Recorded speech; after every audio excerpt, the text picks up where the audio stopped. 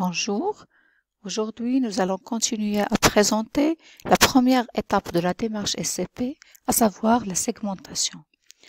Comme nous avons déjà présenté, une entreprise peut s'adresser au marché dans sa globalité, comme il peut s'adresser à un marché restreint ou à un ou plusieurs segments faisant partie du marché de référence.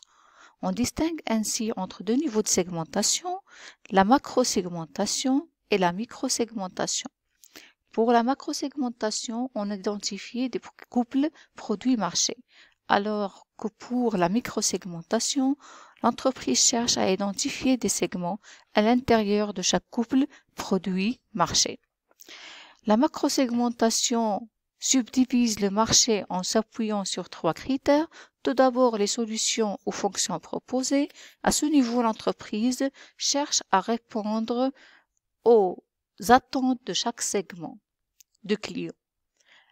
Le deuxième critère, l'entreprise cherche à identifier les clients susceptibles d'acheter les produits proposés. C'est-à-dire, s'agit-il de ménages ou organisations, il s'agit de déterminer les zones géographiques sur lesquelles se trouvent les clients, la taille des ménages, la catégorie socio-professionnelle, etc. Et le troisième critère, l'entreprise cherche à déterminer les méthodes et les technologies à utiliser pour satisfaire les besoins des segments de clients. Il s'agit de répondre à trois grandes questions, le quoi, le qui et le comment. Ces trois questions sont récapitulées dans le schéma suivant. Donc, le quoi satisfaire, quels sont les besoins à satisfaire, il faut les identifier. Qui sont les clients à satisfaire et c'est le qui, il faut les identifier également. Et quelles sont les solutions que l'entreprise va choisir pour satisfaire ses clients identifiés. Par contre, la microsegmentation, elle permet d'analyser la diversité des besoins des différents groupes de clients à l'intérieur des marchés identifiés par la macrosegmentation. La microsegmentation, c'est ce que vous avez déjà étudié, le marketing de base, subdivise le marché en s'appuyant sur de multiples critères. Tout d'abord, les critères sociodémographiques ou descriptifs. Et là, ce sont des critères purement objectifs. Il s'agit du sexe, l'âge, le revenu, la taille de la famille, la catégorie socio-professionnelle. Il y a la segmentation selon des critères ou l'avantage recherché par les clients. Et là, il faut identifier les différentes besoins des clients. Et donc, pour un dentifrice, par exemple, est-ce que les clients cherchent un dentifrice blancheur ou un dentifrice anti-carie ou un dentifrice pour les dents sensibles? Et donc, le critère retenu ici, c'est l'avantage recherché par les clients. Troisième critère, donc, ce sont les critères socioculturels ou segmentation par style de vie. En fonction du système de valeurs d'un individu, en fonction de ses attitudes, de ses activités et de son mode de consommation. Là, on va se référer au mode de consommation, au style de vie, mais parallèlement, on se réfère aux critères socioculturels, c'est la culture dominante, les habitudes, les coutumes, etc.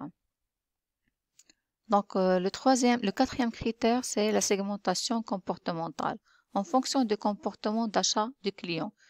Ainsi, on va trouver le statut d'utilisateur, le taux d'utilisation des produits, et là, on peut parler de la loi de Pareto, c'est-à-dire les 80% de clients qui génèrent 20% du chiffre d'affaires, ou le contraire, 20% de clients qui génèrent 80% du chiffre d'affaires de l'entreprise. Il faut identifier ces clients et les privilégier dans la relation. La fidélité, s'agit-il de clients fidèles ou de clients non fidèles? La réaction à l'innovation, et là, Roger a identifié 5 types d'innovateurs, donc qui varient selon des gens qui adoptent l'innovation parce qu'ils sont des fans de la technologie, par exemple pour des téléphones portables, et ils aiment essayer tout ce qui est nouveauté. Il y a d'autres gens qui vont acheter, par exemple, un téléphone portable nouveau parce que ils veulent se montrer comme étant donc un produit prestigieux. Donc il y a ceux qui achètent par exemple un produit ou un téléphone portable nouveau pour le prestige et ne vont pas utiliser forcément la nouveauté de portable. Et il y a ceux qui attendent que quelqu'un de leur entourage le teste et le recommande par la suite. Même chose pour les applications mobiles, même chose pour n'importe quel produit nouveau.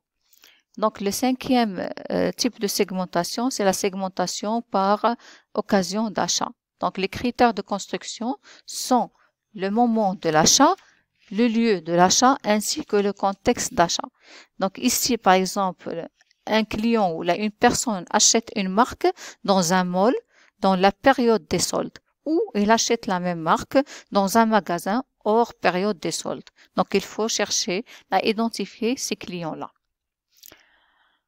Donc, une fois le marché segmenté et on termine avec la segmentation, la démarche du marketing stratégique aura pour objectif de mesurer l'attractivité de différents segments déterminés. Une analyse de l'attractivité de segments vise à mesurer et à prévoir le niveau de la demande primaire et la phase du cycle de vie de la demande dans chaque segment.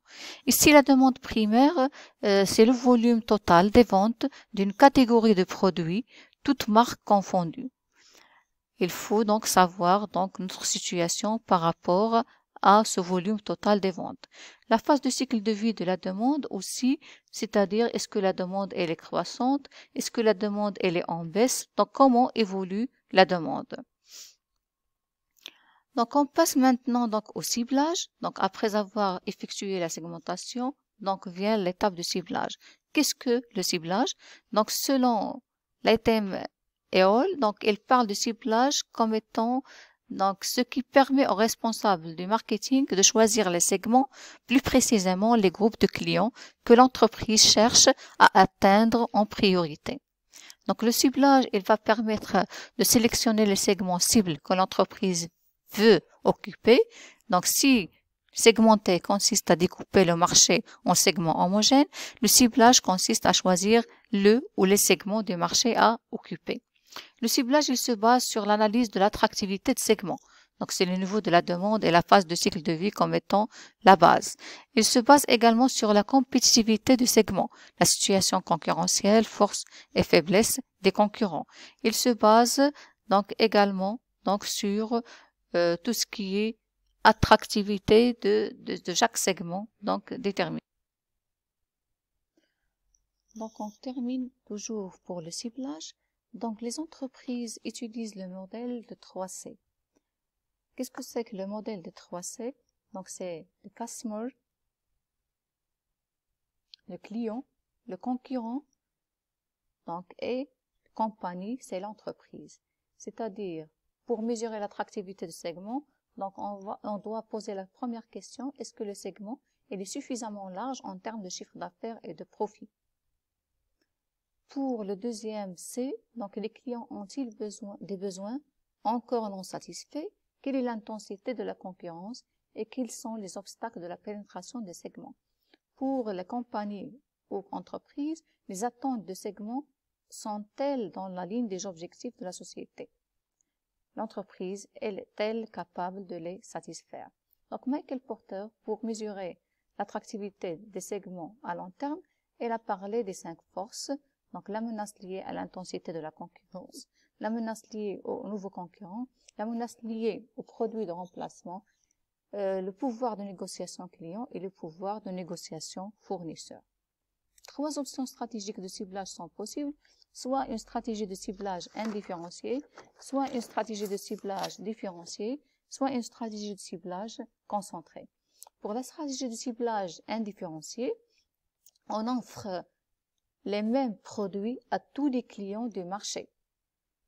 Donc l'avantage, c'est que l'entreprise va pouvoir développer des produits standardisés et il va réaliser des économies d'échelle. Donc les stratégies de ciblage différenciées, là on offre des produits adaptés à chaque segment. Donc cette stratégie nécessite une gamme étendue de produits et des stratégies de commercialisation et de communication adaptées à chaque segment. Et enfin, donc, la stratégie de segmentation différenciée, donc elle implique des coûts élevés pour l'entreprise.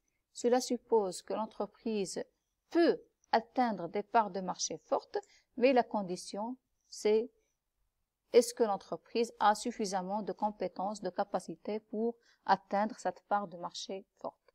Et dernier lieu, donc le ciblage concentré, l'entreprise va se spécialiser dans un segment et renonce à couvrir la totalité du marché. Donc la spécialisation, elle peut s'appuyer sur une fonction ou un groupe particulier de clients. Donc, et là, l'entreprise, elle pourra tirer par des avantages de la spécialisation. Donc, nous allons nous arrêter à cette étape-là pour démarrer dans le prochain slide le positionnement.